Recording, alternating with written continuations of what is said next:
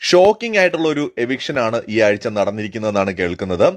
Big boss വീട്ടിൽ നിന്ന് നമ്മുടെ അഭിലാഷും ജിഷിനും ഇന്ന് പുറത്തായിരിക്കുന്നു എന്നൊരു വാർത്തയാണ് കേൾക്കുന്നത്. ലൈവില് കുറെ കുറെ ഭയങ്കരമായിട്ട് പ്രാങ്ക് ഒക്കെ കാണിച്ച് കുറെ നേരം ഇവർക്ക് സ്ക്രീൻ സ്പേസ് ഒക്കെ ഇന്ന് കിട്ടിയിരുന്നു.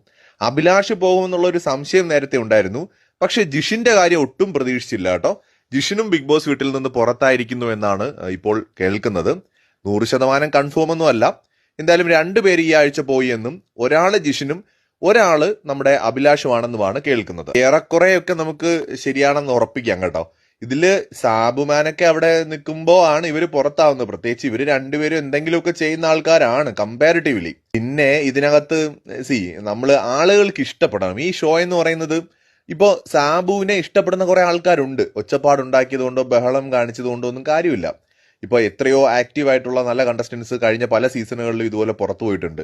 സീസൺ ഫസ്റ്റ് തൊട്ട് നോക്കിയാൽ രഞ്ജിനി ഹരിദാസ് ഒക്കെ വെറുതെ ഇരുന്നതുകൊണ്ടല്ല പോയത്, ആളുകൾക്ക് ഇഷ്ടപ്പെടാതെ വന്നപ്പോഴാണ് പുറത്തു പോയത്. അതുപോലെയാണ് ഈ ജിഷിനായാലും അഭിലാഷായാലും അവരുടെ ഗെയിം ഓഡിയൻസിന് ഇഷ്ടപ്പെടണം.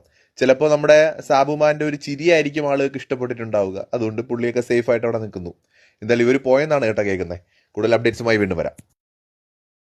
അടുത്ത ബിഗ് ബോസ് ലൈവ് അപ്ഡേറ്റിനായി എല്ലാവരും പേജ് ഫോളോ ചെയ്യാൻ മറക്കരുത്.